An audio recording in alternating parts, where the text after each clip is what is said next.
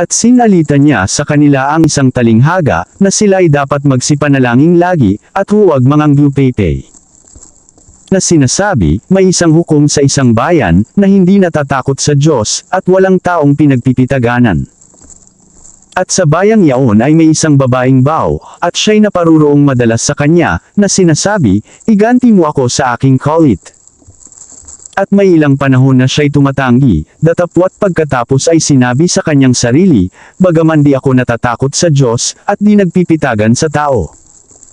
Gayunman, sapagkat nililigalig ako ng baong ito, ay igaganti ko siya, baka niya ako bagabagan ng kapaparito.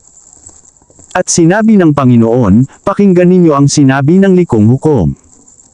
At hindi baga, igaganti ng Diyos ang kanyang mga hirang, na sumisigaw sa kanya sa araw at gabi, at siya'y may pagpapahinuhod sa kanila. Sinasabi ko sa inyo, na sila'y madaling igaganti niya. Gayon may pagparito ng anak ng tao, makakasumpong kaya siya ng pananampalataya sa lupa. Please follow and share. Thank you.